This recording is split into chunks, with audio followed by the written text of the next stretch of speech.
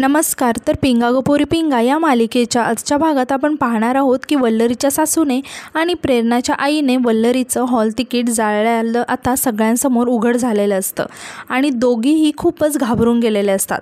आता तेजा रागातच त्या दोघींना म्हणते की काय वल्लरीचं हॉल तिकीट जाळलं ना तुम्ही? आता आम्ही अनेक हॉल तिकिटांचा पाऊस पाडला तुमच्यावर. किती हॉल तिकीट जाळायचे आहेत? जाळायची तेवढी जाळा. तेव्हा दोघीही आता एकमेकींकडे बघायला लागतात. आता वल्लरी रागातच तिच्या सासूसमोर येते आणि तिच्या हातातून स्वतःचं हॉल तिकीट खेचून घेते. तेव्हा आता तिची सासू वल्लरीकडे आश्चर्याने बघायला लागते. तेव्हा वल्लरी तिच्या सासूला म्हणते की काय नाही थांबलात ना तुम्ही? किती वेळा सांगितलं तुम्हाला की कारस्थान करू नका, पण तुम्ही काही ऐकत नाही. तुम्हाला आधीसुद्धा सांगितलं की तुम्ही जर का कारस्थानं केली तर मी सुद्धा तुम्हाला सडेतूड उत्तर देणार आणि ही माझी पद्धत आहे. आणि म्हणते की तुम्ही माझ्यासाठी एक दार बंद केलं ना सासूबाई, पण माझ्या मैत्रिणींच्या रूपात माझ्यासाठी दुसरं दार उघडलं गेलं आणि माझ्या मैत्रिणींनी तुमच्यावर हॉल तिकिटांचा पाऊस कसा पाडला ते दिसलं ना तुम्हाला. त्यामुळे आता तरी सुधारा. आणि ती तिच्या मैत्रिणींना म्हणायला लागते की तेजाताई, श्वेताताई, मिठूताई, खरंच थँक्यू. आज तुम्ही नसता तर हे शक्यच नसतं झालं. तेव्हा आता तेजा वल्लरीचा हात हातात घेत म्हणते की वल्लरी, अगं आम्ही मैत्रिणी आहोत तुझ्यासाठी एवढं नाही का करणार आम्ही? असं म्हणून त्या तिघीही आता वल्लरीला मिठी मारतात. आता श्वेता वल्लरीच्या सासूला म्हणते की इंदू काकी, आज तुम्ही आमच्या वल्लरीच्या हातावर दही साखर ठेवा आणि तिला बेस्ट लक द्या. हेच तुमचं प्रायश्चित्त आहे. असं म्हणत ती त्यांच्या हातात दही साखरेची वाटी देते. आता वल्लरीची सासू नाईलाजाने वल्लरीच्या हातावर दही साखर ठेवते आणि शांतपणे वल्लरीकडे बघायला लागते. तेव्हा मिठू म्हणते बेस्ट लक नाही दिलं. तेव्हा वल्लरीची सासू थोडं अडखळतच म्हणायला लागते की वल्लरी, तुला परीक्षेसाठी शुभेच्छा. आता तेजा वल्लरीला विचारायला लागते की अगं वल्लरी, तुझी परीक्षा कधी आहे? निघायचं नाही आहे का तुला? यावर वल्लरी सांगते की हो निघेल ना, आहे अजून थोडा वेळ, तासाभरातच निघेल. आता तिघीही वल्लरीला परीक्षेसाठी शुभेच्छा देतात. आता इकडे प्रेरणाच्या आईचं आणि वल्लरीच्या सासूचं मात्र तोंड पडलेलं असतं. तर आता यानंतर आपण पाहतो की वल्लरी आणि मनोज बोलत असतात. आता मनोज वल्लरीला विचारतो की अगं अजून तू आवरलं नाही का? पेपरला जायचं आहे ना? ऑफिसला जाता जाता सोडतो तुला, चल. आता वल्लरी थोडीशी उदास असते आणि ती मनोजला म्हणायला लागते, मला आजच्या पेपरची थोडीशी भीती वाटते हो. आणि म्हणजे तुम्ही किती खंबीरपणे उभे राहता माझ्या पाठीशी. सगळ्यांचा विरोध पत्करून तुम्ही माझ्या पाठीशी उभे राहता नेहमी. मला इकडे घेऊन आला तुम्ही मुंबईला शिकायला. आता या दोघांचं बोलणं प्रेरणाच्या आई चोरून ऐकायला लागते. आता तिच्यासोबतच वल्लरीची सासूसुद्धा असते. आता प्रेरणाची आई त्यांना सांगायला लागते की इंदूताई, वल्लरी परीक्षेबद्दल काहीतरी बोलते, बहुतेक परीक्षेला निघाली असं वाटते. तर इकडे वल्लरी मनोजला म्हणते की मी आजचा पेपर नीट देऊ शकेल ना? मला चांगली मार्क्स पडतील ना? असं नाही व्हायला पाहिजे की माझ्या कष्टाचं चीज होईल ना? मला खूप भीती वाटते हो. असं म्हणून ती मनोजला मिठी मारते. आता वल्लरीची सासू आणि प्रेरणाची आई हे सर्व लपूनच बघत असतात. तर इकडे मनोज वल्लरीला आता समजवायला लागतो की वल्लरी, हे बघ, माझा पूर्ण विश्वास आहे तुझ्यावर आणि मला खात्रीही आहे की तू चांगल्या मार्क्सने पास होशील. तर इकडे आता बाहेर प्रेरणाच्या आई वल्लरीच्या सासूला सांगायला लागते की मिठी मारतायत एकमेकांना. तेव्हा वल्लरीची सासू म्हणते की त्यांना काही दुसरा उद्योगच नाही आहे, येता जाता नुसत्या मिठ्या मारत असतात. तुम्हाला सांगते निलिमाताई, ती वल्लरी आहे ना, माझ्या मण्याला नुसता तिच्या इशाऱ्यावर नाचवते, पण मी पण काही तिला सोडणार नाही. तुम्ही बघाच आता मी काय करते ते. तर इकडे मनोज वल्लरीला म्हणतो की बरं आवर पटकन, उशीर होईल ना. तेव्हा वल्लरी मनोजला म्हणते की मला अजून आवरायला टाईम आहे हो, तुम्ही ऑफिसला जा. तुम्हाला उगाच माझ्यामुळे उशीर होईल. मी निघते लगेच माझं आवरून झालं की. आता तेव्हा मनोज वल्लरीला काळजी घ्यायला सांगून तिथून निघून जातो. आता हे सर्व प्रेरणाची आई आणि वल्लरीची सासू चोरून बघत असतात. आता वल्लरीची सासू म्हणते की निलिमाताई, आता मण्या तर गेलाय बाहेर आणि ती वल्लरीसुद्धा गेले किचनमध्ये. तिकडे तिचा मोबाईल पडलाय, तो घेऊन या जा. यावर प्रेरणाची आई म्हणते की नाही जाणार, मला भीती वाटते. यावर वल्लरीची सासू जबरदस्तीने प्रेरणाच्या आईला वल्लरीचा मोबाईल आणण्यासाठी म्हणून आतमध्ये पाठवते. आता प्रेरणाची आई हळूच आतमध्ये येऊन वल्लरीचा मोबाईल तिथेच असतो तो घेऊन बाहेर जाते. तेव्हा आता मोबाईल बघून वल्लरीची सासू खूपच खुश होते आणि तिच्या हातातील लॉक दाखवत म्हणते की आता मी सुद्धा बघते ना की ही वल्लरी कशी परीक्षा देते ते. असं म्हणून ती दरवाजाला बाहेरून लॉक लावून घेते. तर आता यानंतर आपण पाहतो की वल्लरीची सासू आणि प्रेरणाची आई दोघीही गप्पा मारत बसलेले असतात आणि दोघीही खूपच खुश असतात. आता वल्लरीची सासू प्रेरणाच्या आईला म्हणते की निलिमाताई, आता बसेल माझी सून घरात भजन करत, मोठी वकिलीनबाई होणार होती. यावर प्रेरणाची आई म्हणते की इंदुताई पण कमाल आहे तुमची, किती हळूच कुलूप लावलं तुम्ही, कुणाला आवाजसुद्धा नाही आला, काय सीताफीने काम करता हो तुम्ही, असं म्हणून ती वल्लरीच्या सासूला शाबासकी द्यायला लागते. यावर आता वल्लरीची सासू म्हणते की माझं कसं आहे ना निलिमाताई, सगळं काम एकदम चोख असतं बघा, म्हणून तर अशा गोष्टी करताना मी सापडतसुद्धा नाही कुणाला, असं म्हणून त्या दोघीही हसायला लागतात. आता तितक्यातच तिथे मिठू येते आणि दोघींनाही असं हसताना पाहून विचारायला लागते की काय गप्पा सुरू आहेत वाटतं. आणि वल्लरीच्या सासूला विचारते की काकू मला सांगा वल्लरी रेडी आहे का, आणि म्हणते की तुम्हाला काय विचारते मी, एक काम करते मीच जाते आणि स्वतःच बघते, मी तिला परीक्षा सेंटरला ड्रॉप करते म्हणजे आमच्या छान गप्पासुद्धा होतील, असं म्हणून मिठू घाईघाईतच तिथून जायला लागते. यावर आता वल्लरीची सासू थोडीशी घाबरते आणि मिठूला थांबवायला लागते आणि म्हणते की मिठू मिठू. आता दोघीही मिळून मिठूजवळ येतात आणि मिठूचं एकदम खूपच कौतुक करायला लागतात. आता वल्लरीची सासू म्हणते की मला ना मिठू तुझी हीच गोष्ट आवडते बघ, कशी जिची तिची तयार होऊन एकदम वेळेत बाहेर पडते. तेव्हा मिठू म्हणते की आपण नंतर बोलूया कारण मला खूप उशीर होतोय. तेव्हा प्रेरणाची आई विचारते की कशाला उशीर होतोय. यावर मिठू सांगते की वल्लरीला पेपरला जायला उशीर होतोय. तेव्हा प्रेरणाची आई सांगते की ती परीक्षेला गेली कधीच. तेव्हा मिठू आश्चर्याने विचारते की काय, पण मी तर म्हटलं होतं तिला की मी तिला परीक्षेला ड्रॉप करीन म्हणून, मग अशी कशी गेली, थांब फोनच लावून बघते तिला, असं म्हणून मिठू वल्लरीला फोन करायला लागते. आता वल्लरीचा फोन इकडे घरातच वाजायला लागतो. तेव्हा मिठू खूप शॉक होऊन इकडे तिकडे बघायला लागते आणि म्हणते की वल्लरीचा फोन आपल्या घरात का वाजतोय. तेव्हा प्रेरणाची आई म्हणते की तुझा ना काहीतरी गैरसमज झालाय असेल, घरात कुठे असेल फोन. तेव्हा आता वल्लरीची सासूसुद्धा म्हणते की तिचा फोन इकडे कसा काय असेल गं, परीक्षेला गेले ना ती, मग तिच्याकडेच असेल. आणि दोघीही म्हणायला लागतात की मिठू तुला उशीर होतोय ना, जा. तेव्हा मिठूसुद्धा आश्चर्याने म्हणते की भास झाला असेल का मला, आणि ती स्वतःशीच म्हणायला लागते की पण असं कसं वल्लरी मला सोडून गेली यार, असं म्हणून मिठू आता तिथून निघून जाते. आता वल्लरीची सासू प्रेरणाच्या आईवर खूपच चिडते आणि म्हणायला लागते की तुम्हाला अक्कल नाही आहे का, तो फोन बंद करून ठेवता नाही आला का, आपलं सगळं पितळ उघडं पडलं असतं तुमच्यामुळे. तर आता इकडे वल्लरी घाईघाईतच बघायला लागते की तिने सर्व सामान व्यवस्थित घेतले का ते, आणि घाईघाईतच ती परीक्षेसाठी म्हणून जायला लागते. आता वल्लरी दरवाजाजवळ येऊन दरवाजा उघडायला लागते, मात्र दरवाजा तर बाहेरून लॉक असतो. आता वल्लरी दरवाजा उघडण्याचा प्रयत्न करायला लागते, मात्र दरवाजा काही उघडला जात नाही.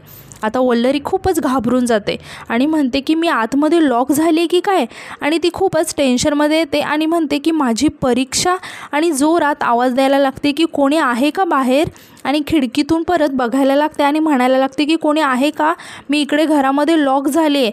आणि ती सर्वांना आवाज द्यायला लागते की मिठूताई, तेजाताई, कोणी आहे का, मला बाहेर काढा. आता वल्लरी परत दरवाजाजवळ जाऊन आवाज द्यायला लागते की सासूबाई मी इकडे घरात लॉक झाली आहे, मला बाहेर काढा. मात्र वल्लरीचा आवाज कोणीही ऐकत नाही. आता वल्लरी खूपच घाबरून जाते कारण तिला परीक्षेला जायला उशीर होत असतो आणि म्हणायला लागते की कोणीच बाहेर नाही आहे वाटतं. आता वल्लरी स्वतःशीच म्हणायला लागते की फोन करते मिठूताईंना, त्या येतील लगेच, असं म्हणून ती तिचा फोन तिच्या बॅगेमध्ये बघायला लागते. मात्र वल्लरीचा फोन तिच्या सासूने आधीच गायब केल्यामुळे तो तिच्या बॅगेत नसतो. आता बॅगेत फोन नाही आहे हे बघून वल्लरी अजूनच घाबरून जाते आणि सगळीकडे तिचा फोन शोधायला लागते, पण तिचा फोन मात्र काही सापडत नाही. तेव्हा वल्लरी म्हणायला लागते की आता परीक्षेसाठी मी कसं जाऊ. तर इकडे वल्लरीची सासू आता प्रेरणाच्या आईला म्हणत असते की निलिमाताई, माझ्या वाकड्यात जर का कोणी शिरलं ना तर मी काही त्याला धडा शिकवल्याशिवाय राहत नाही बघा. ती माझी सून वल्लरी स्वतःला खूपच हुशार समजत होती ना, पण कसं गप्प बसवलं मी तिला. यावर प्रेरणाच्या आई वल्लरीच्या सासूचं कौतुक करत तिला म्हणायला लागते की काय प्लॅन केला हो तुम्ही, या कानाचं त्या कानाला कळूसुद्धा दिलं नाही. आता त्या दोघींचंही अचानक लक्ष तेजाकडे जातं आणि त्या दोघी खूपच घाबरून जातात. आता तेजा या दोघींकडेही बघत असते आणि या दोघींजवळ जात त्यांना म्हणते की काय काय आता नवीन काय प्लॅन चालू आहे, तुमच्या डोक्यातून काहीतरी प्लॅन चालूच असेल, कुणाची तरी वाट लावायची असेल ना. यावर वल्लरीची सासू तर घाबरतच म्हणायला लागते की नाही गं तेजा, असं काय बोलतेस, आम्ही ना आता असं काहीच करणार नाही आहे ज्याने तुम्हाला कुणाला त्रास होईल. यावर तेजा म्हणते की नाही, मगाशी तोंडावर पडला आहात ना, मग आता थोडं सांभाळून वागा. काय आहे, त्या वल्लरीला त्रास द्यायचा एकही चान्स सोडत नाही आहे ना तुम्ही. आज 5 परतावणं आहे, आज जर घरात काही गोंधळ घातलात ना, असं म्हणून तेजा खूपच रागाने त्या दोघींकडेही बघायला लागते. यावर प्रेरणाची आई म्हणते की अगं मी प्रेरणाची आई आहे ना, मी कशाला प्रेरणाच्या 5 परतावण्याला घोळ घालीन. त्यावर तेजा म्हणते की नाही, तुमच्यावर विश्वास नाही आहे माझा, तुमचं काही सांगता येत नाही आहे, तुम्ही काही करू शकता, त्यामुळे आज जर का गोंधळ घातला ना तर गाठ आमच्याशी आहे, हे लक्षात ठेवायचं. आता वल्लरीची सासू नाटक करत म्हणायला लागते की अगं तेजा, प्रेरणा मला माझ्या मनीषासारखीच आहे ना गं, मी तिच्या एवढ्या मोठ्या कार्यक्रमात विघ्न आणीन असं का करीन का मी, तूच सांग. तेव्हा तुम्हा सगळ्यांना असं वाटतं की आम्हीच हॉल तिकीट जाळले, पण खरंच आम्ही काहीच केलेलं नाही आहे गं, आम्ही आता सुधारलो आहे, आम्ही तुम्हाला काहीच त्रास देणार नाही, एकदम चांगलं वागण्याचा प्रयत्न करू. यावर तेजा म्हणते की हो, थोडं सांभाळूनच वागा, कारण 5 परतावण्याच्या कार्यक्रमात तुमची काही गरज नव्हती. आणि ते प्रेरणाच्या आईकडे बघत म्हणते की पण तुम्ही प्रेरणाच्या आई आहात ना, तो मान तर तुम्हाला द्यावाच लागेल, म्हणून तुम्हाला येऊ देते, नाहीतर मीच तुम्हा दोघींना या कार्यक्रमाला येऊ दिलं नसतं. अथवा वल्लरीची सासू आता तेजाला म्हणायला लागते की तेजा, आम्ही काहीच नाही करणार आहे, आम्ही एकदम देवासारख्या बसू. तेव्हा तेजा म्हणते की हो, तसंच गप्प बसून राहायचा, कारण जर का काही गोंधळ घातला ना तर मी ना त्या प्रेरणा आणि वल्लरीसारखी नाही आहे, मी तेजा आहे, मी सरळ एक घाव 2 तुकडे करते. परत म्हणू नका की तेजा आधी का सांगितलं नाहीस आम्हाला, त्यामुळे आत्ता सांगून ठेवते, असं म्हणून तेजा त्यांच्याकडे बोट करून रागातच म्हणायला लागते की गुपचूप कार्यक्रमाला यायचं, जेवायचं आणि गप्प बसून राहायचं. तेव्हा दोघीही खूपच घाबरून जातात आणि अडखळत म्हणायला लागतात की ठीक आहे. आता तेजा तिथून निघून जाते, तर इकडे वल्लरी आतमध्ये लॉक झाल्यामुळे खूपच रडत असते आणि दरवाजा उघडण्याचा प्रयत्न करत असते आणि बाहेर कोणी आहे का असा आवाज देत असते आणि रडतच म्हणत असते की माझी परीक्षा आहे, मला परीक्षेला जायचं आहे, मी परीक्षेला जाणं खूप महत्त्वाचं आहे, उघडा ना दार.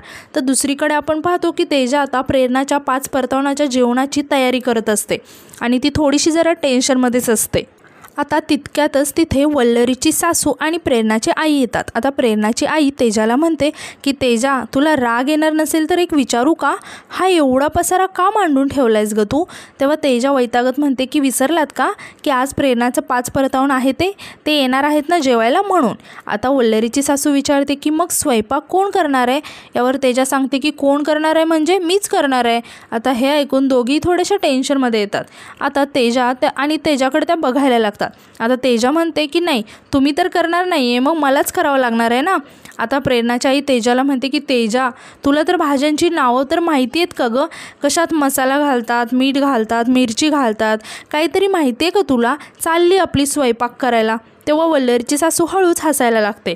तेव्हा तेजा या दोघींकडे खूपच रागाने बघायला लागते. आता वल्लरीची सासू तेजाला म्हणते की तेजा, तू ना आता या भाज्यांचे एक घाव 2 तुकडे करूनच टाक आणि शिजायला टाका कढईमध्ये, तशी तू हुशारच आहे, करशीला चांगला स्वयंपाक. तेव्हा तेजा म्हणते की झाले, उपदेशांचे डोस देऊन झाले का, नको आहेत मला, मी बघीन काय करायचं ते. तेव्हा वल्लरीची सासू म्हणते की कसं आहे ना तेजा, तुझ्या मैत्रिणी आहेत ना, जेवढ्यांना स्वयंपाक येतो त्यांच्यापैकी एक तर गेली सासरी, एक गेली परीक्षा द्यायला, एक गेली मटकायला आणि चौथी गेली गाणं बजावणं करायला, आणि या सगळ्यांमध्ये जी सगळ्यात हुशार आहे ती तू राहिली इकडे किचनमध्ये स्वयंपाक करायला. आणि ती प्रेरणाच्या आईला विचारते की नाही म्हणजे निलिमाताई भेटेल ना आपल्याला आज रात्री जेवायला. आता तेजाला मात्र या दोघींचा खूपच राग येत असतो. तर इकडे वल्लरी खूपच टेन्शनमध्ये असते आणि म्हणते की माझ्या परीक्षेला तर आत्ता फक्त 1च तास उरला आहे, आणि ती अजून जोरात दरवाजा वाजवायला लागते आणि म्हणायला लागते की कोणी आहे का बाहेर, मी इकडे अडकली आहे, माझी परीक्षा आहे, माझी परीक्षा खूप महत्त्वाची आहे, दार उघडा. आणि ती खूपच रडायला लागते आणि रडतच म्हणते की मी जर का ही परीक्षा नाही दिलं ना तर माझं वकील होण्याचं स्वप्नच राहील, ऐकतंय का कोणी. आणि हे फक्त माझं स्वप्न नाही आहे, माझ्या नवऱ्याचं पण स्वप्न आहे, माझ्यासाठी ते सगळ्यांच्या विरोधात जाऊन उभे राहिलेत, मी वकील नाही झाली ना तर त्यांचंसुद्धा स्वप्न मोडेल, असं म्हणून वल्लरी खूपच रडत असते. आणि आजचा एपिसोड इथेच संपतो. तर उद्याच्या एपिसोडमध्ये आपण असं पाहणार आहोत की मिठू धावतच घरी येते आणि सांगायला लागते की तेजा, अगं मनोज जिजूंचा फोन आला होता की वल्लरी अजून एक्झाम हॉलवर पोहोचलेलीच नाही आहे. आता हे ऐकून सगळेच शॉक होतात. आता तेजा म्हणते की पोचली नाही आहे, तर प्रेरणा विचारते की मग गेली कुठे. यावर मिठू सांगते की आत्ताच घरी जाऊन बघून आले मी, पण तिकडेही नाही आहे ती, आणि मला असं कळलं की ती थोड्याच वेळापूर्वी परीक्षेसाठी निघाली आहे. आता हे ऐकून सगळेच खूप टेन्शनमध्ये आलेले असतात की वल्लरी नक्की कुठे गेले आणि वल्लरी अजून एक्झाम हॉलवर पोहोचली कशी नाही आहे. तर वल्लरीची सासू आणि प्रेरणाची आई मात्र खूपच घाबरून गेलेले असतात आणि आजचा एपिसोड इथेच संपतो. तर आजचा एपिसोड तुम्हाला कसा वाटला हे कमेंटमध्ये नक्की सांगा आणि नवीन एपिसोडसाठी आपल्या चॅनलला सबस्क्राईब करा. धन्यवाद.